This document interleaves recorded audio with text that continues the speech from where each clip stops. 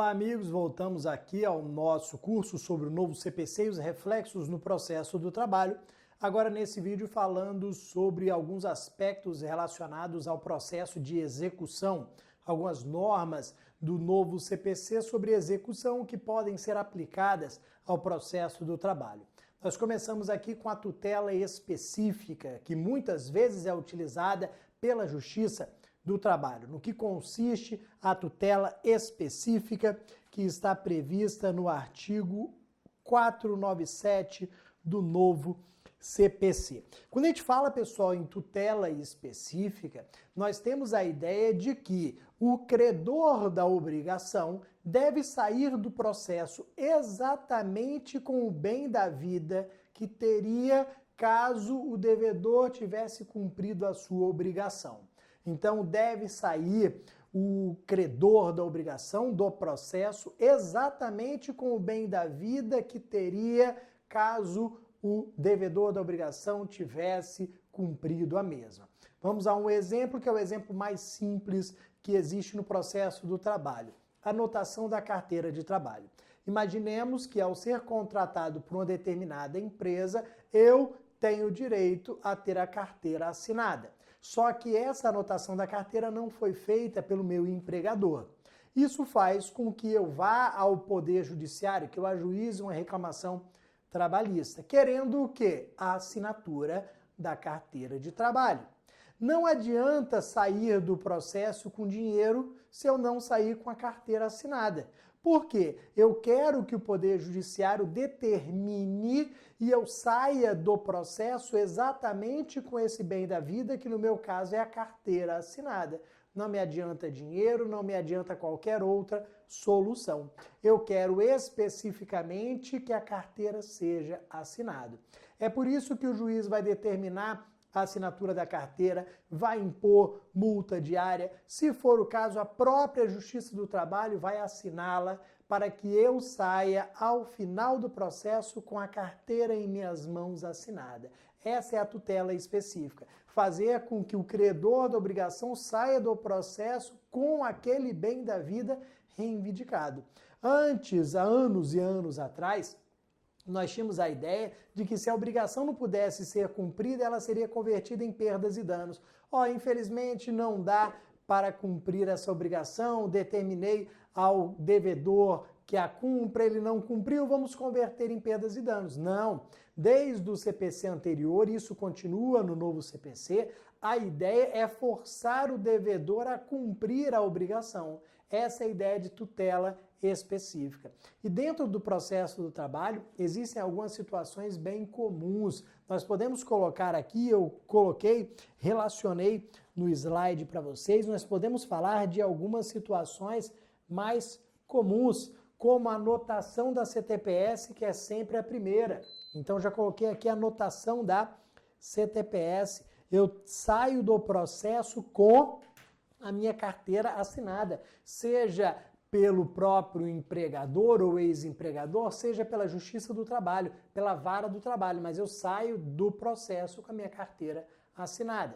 A segunda situação que eu coloquei para vocês, reintegração do empregado que possui estabilidade e foi ilegalmente dispensado sem justa causa, que é o que muitas vezes acontece, infelizmente, com as gestantes, com as grávidas. A gestante, você sabe que possui estabilidade provisória, desde a confirmação da gravidez até 5 meses após o parto. Apesar dessa estabilidade, muitas vezes o empregador demite, sem justa causa. Tchau.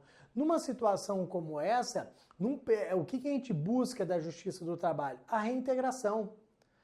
Vamos indenizar. Peraí, indenização é a última opção. A primeira opção é conferir a tutela específica e garantir novamente o emprego, porque o direito dela é continuar trabalhando, tendo essa estabilidade até 5 meses após o parto. Então, no primeiro momento, nós vamos determinar o que é a reintegração. Essa é a tutela específica.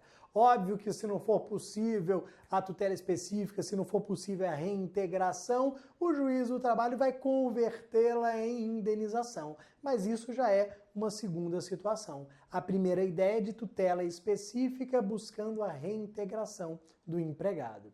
Na sequência, coloquei para vocês fornecimento de guias para requerer o seguro-desemprego.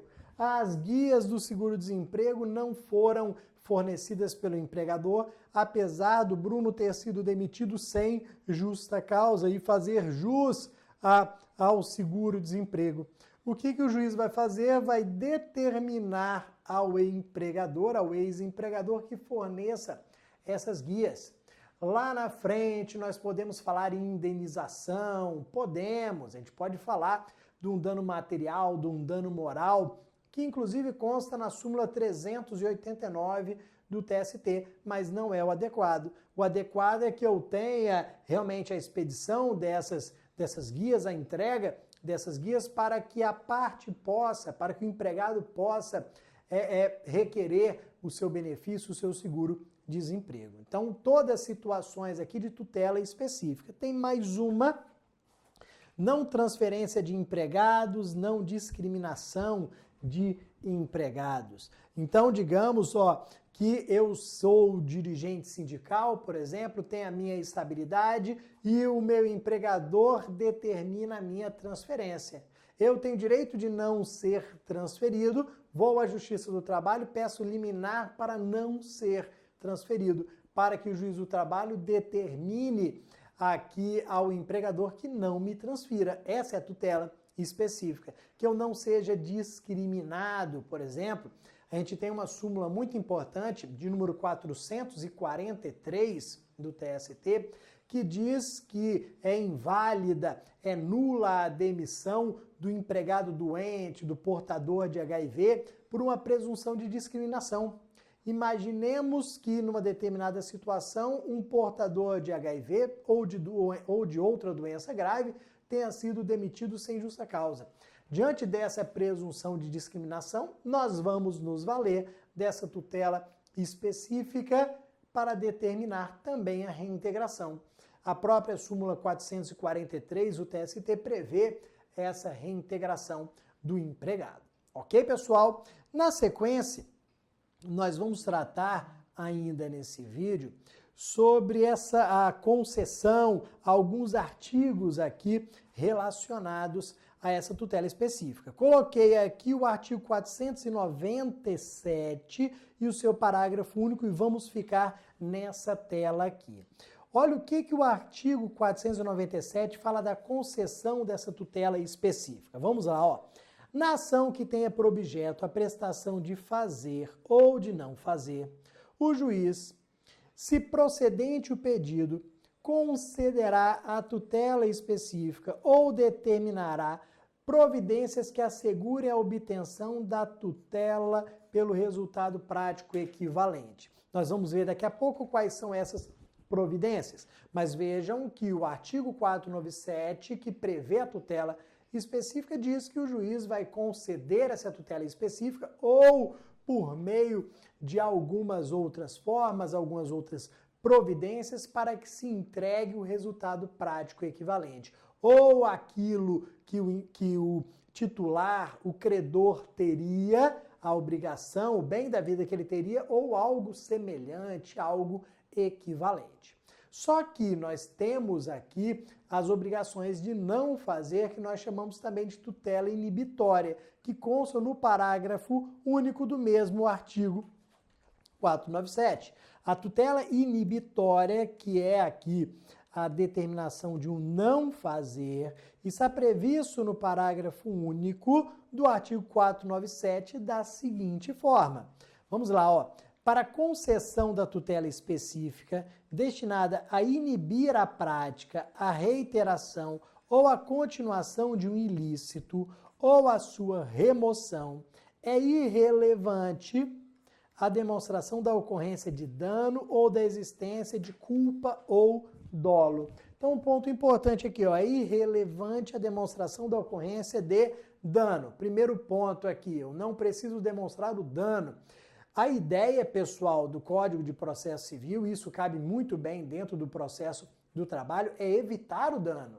Eu não preciso provar o dano porque a ideia é evitar o dano. Eu demonstro que há uma probabilidade de dano, há uma probabilidade de ocorrer um dano, por isso que eu estou me valendo dessa tutela inibitória. Ninguém quer que o dano ocorra, então é realmente irrelevante a demonstração do dano.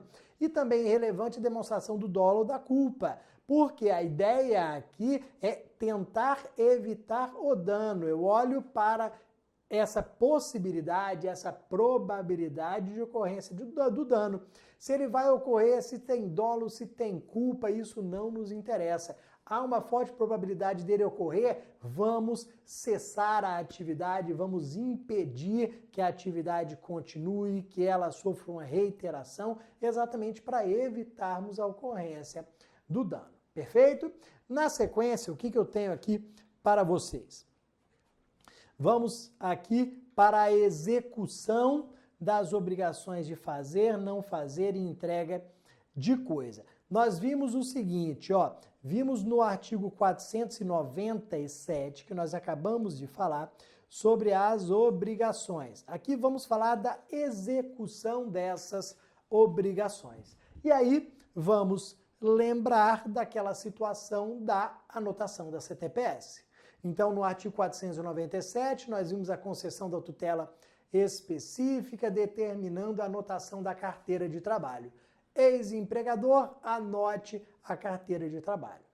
Se o empregador, em 48 horas, por exemplo, se o empregador em 48 horas anotar a carteira de trabalho, tá ótimo, obrigação cumprida, excelente, o processo cumpriu o seu papel. O grande problema surge quando essa obrigação ela não é cumprida. Então eu determinei a realização, a anotação da carteira em 48 horas e aquela obrigação foi descumprida. E aí, como é que eu faço para efetivá-la? Como é que eu faço para executar essa obrigação? O juiz falou, anote a carteira. O empregador falou, não anoto a carteira. Quais são os mecanismos de que dispõe o juiz para forçar esse cumprimento, para que esse cumprimento ele seja possível? Nós vamos aqui para esse artigo 536 a 538, que vão trazer aqueles mecanismos para se atingir a tutela específica ou resultado prático equivalente. Vejam que no 497, que eu passei para vocês e li para vocês, ele falava em mecanismos, mecanismos para atingirmos a tutela específica. Quais são esses mecanismos que nós vamos aplicar agora na execução? O principal, o mais importante, o mais utilizado no dia a dia é a multa, geralmente multa diária. Então, quando a gente fala no mecanismo para efetivar as obrigações de fazer, não fazer ou entrega de coisa, nós geralmente pensamos na multa. Então, geralmente vem assim, ó, anote a carteira de trabalho em 48 horas sob pena de multa de R$500 por dia. Então, entregue o bem tal sob pena de multa de R$1.000. Se abstenha de praticar essa conduta sob pena de multa diária de R$1.000. Geralmente, nós temos aqui a multa como um dos mecanismos. Mas, como eu falei, é um dos mecanismos, não é o único. É o mais utilizado, talvez o mais adequado, porque dói no bolso, e aí o devedor da obrigação, ele se mexe, mas é um dos mecanismos a serem utilizados. O CPC, desde o CPC antigo de 73, já trazia aqui essa ideia de que a multa era um dos. Tanto que eu coloquei para vocês que eu tenho outros mecanismos no parágrafo 1º. Então surge a multa como a principal. Eu posso modificar a multa, posso modificar a periodicidade, só que eu também tenho outros mecanismos. Digamos o seguinte, eu, juiz do trabalho, fui lá, determinei a realização, a anotação da carteira sob pena de multa diária de R$1.000. E aí os dias se passam. Eu pô, e nada, vou aumentar a multa para 5.000 por dia. e nada. Vou aumentar para 10 e nada. Eu vou ficar aumentando o resto da vida? Não. Eu vou tomar uma outra atitude a fim de preservar o direito. Aí vem, já previsto na CLT, uma situação especial já prevista na CLT, a ideia de se determinar a realização da anotação pela vara do trabalho. Mas digamos que fosse uma obrigação de entrega de coisa, por exemplo, um notebook, um veículo do empregado que está retido com o empregador, que o empregador não libera. Eu, juiz, vou lá e falo, ó, empregador, entregue o notebook sob pena de multa diária de R$500. Os dias vão passando e nada. Aumento para R$1.000, nada. Aumento para R$5.000, nada. O que eu posso fazer? Eu posso determinar a busca e apreensão. Ah, não vai entregar não? Beleza, vem cá. Tchum, pego o notebook e entrego. Eu posso me valer dessa busca aí, apreensão. Então é uma outra medida que aí sim, ó, se enquadra dentro do parágrafo 1º do artigo 536 do novo CPC. Então essa situação ela é possível de acordo com esse 536 parágrafo 1º. E além disso, nós podemos ter a imputação aqui do crime de desobediência. Se eu não estou cumprindo aquela determinação de fazer, não fazer e entrega de coisa, eu posso incorrer no crime de desobediência, que está previsto no artigo 330 do Código Penal. Então, eu tenho no 330 do Código Penal a previsão legal para o crime de desobediência, posso incorrer nessa questão penal também, caso não venha a cumprir aquela determinação. Então vejam que até em crime eu posso falar. Tudo isso para tentar efetivar aquela obrigação de fazer, não fazer ou entrega de coisa, aquela tutela específica. Eu criei a tutela específica, executei, apliquei multa, apliquei outras formas aqui de efetivá-la. Se não tiver jeito, posso falar até em crime de desobediência. Perfeito? Na sequência aqui da nossa aula, vamos falar agora sobre alguns temas relacionados ao processo de execução. Ó, talvez o mais importante deles, a responsabilidade patrimonial, a desconsideração da personalidade jurídica. Talvez um dos mais importantes aqui, tanto para a prática quanto para os concursos, para as provas, desconsideração da personalidade jurídica. Por que ele é tão importante assim? Porque todo santo dia os juízes do trabalho desconsideram a personalidade jurídica de empresas para atacar os bens dos sócios, a fim de que haja o pagamento dos créditos trabalhistas. Todo santo dia o juiz do trabalho, os juízes do trabalho se deparam com a seguinte situação: eu tenho uma condenação de uma pessoa jurídica que transitou em julgado. Tento executar essa pessoa jurídica, essa empresa, e não existe nenhum bem. O juiz do trabalho se vê naquela situação. Condenei ao pagamento de R$10.000, não consigo receber os 10 mil. O que eu faço?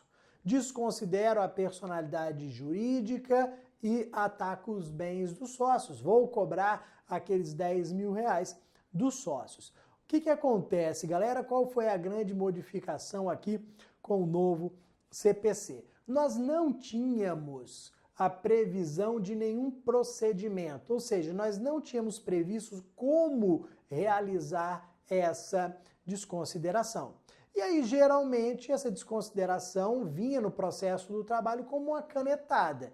Vinha o juiz e decidia, ó, desconsidera a personalidade jurídica, penhorem-se os bens dos sócios. Ponto. Com uma canetada. Ah, mas não ouvia ninguém antes, não tinha que intimar o sócio, não tinha nenhum procedimento contraditório, nada. A gente não tinha previsto nenhum procedimento. O novo CPC trouxe esse procedimento nos artigos 133 a 137. E a instrução normativa, a IN, a Instrução Normativa 39 de 2016 do TST, trouxe aqui a aplicação, afirmou a aplicação desse procedimento. Então, nós temos nos artigos 133 a 137 do novo CPC, o procedimento. Como que nós vamos realizar essa desconsideração? Primeiro ponto aqui, galera, o novo CPC ele se pauta muito com o contraditório. O princípio do contraditório, que já era importante, passa a ser mais importante ainda para o novo CPC. E esse contraditório ele vai ser efetivado dentro desse procedimento.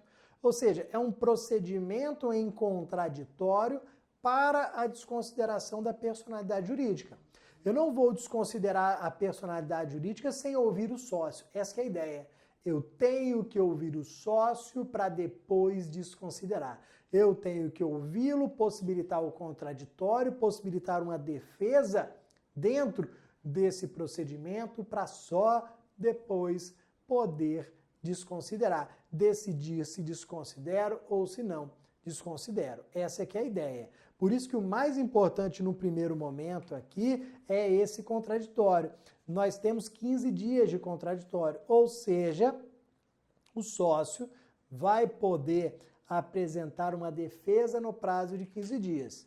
O sócio vai ser intimado para apresentar a sua defesa no prazo de 15 dias, para dizer por que não deve haver a desconsideração, por que os bens particulares dele não devem ser atacados, não devem ser penhorados. Depois o juiz vai decidir. Sobre essa decisão, existe um ponto importante na instrução normativa, que seria a necessidade de uma adaptação. Ou seja, a gente vai aplicar essa norma do novo CPC ao processo do trabalho, mas com uma adaptação relacionada ao procedimento, à interposição de recurso. Da decisão que decide o incidente de desconsideração, pode caber recurso ou não.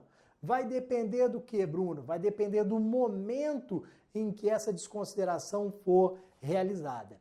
A desconsideração da personalidade jurídica, ela pode ser feita tanto no processo de conhecimento quanto no processo de execução. Então, a depender se a desconsideração ocorreu no processo de conhecimento ou no processo de execução, é que nós saberemos se há possibilidade de recurso ou não. Então, no primeiro momento, vem comigo aqui, ó. Se a decisão ocorrer no processo de conhecimento, a nossa resposta em relação ao cabimento de recurso vai ser essa daqui, ó. Não cabe recurso. Então, em relação ao cabimento de recurso, se for no processo de conhecimento, não caberá. E a justificativa ela é muito simples, ela é muito plausível. Sabe por que não cabe? Porque será considerada uma decisão interlocutória. Na qualidade de decisão interlocutória, no processo do trabalho, nós não temos possibilidade de recurso. Então, como a desconsideração ocorreu no processo de conhecimento, eu tenho uma decisão interlocutória da qual não cabe recurso de imediato. Agora, se nós estivermos no processo de execução, aí vai ser diferente. Se for no processo de execução, vai caber sim recurso, o recurso será o agravo de petição. Para você que já estudou o processo do trabalho, você está lembrando que o agravo de petição é o recurso cabível das decisões no processo de execução. Então, essa que vai ser a ideia. Se for proferida no processo de execução, caberá recurso de imediato, agravo de petição no prazo de 8 dias, ok? Daqui a pouquinho eu continuo aqui com mais processo de execução, ok? Um abração, tchau, tchau.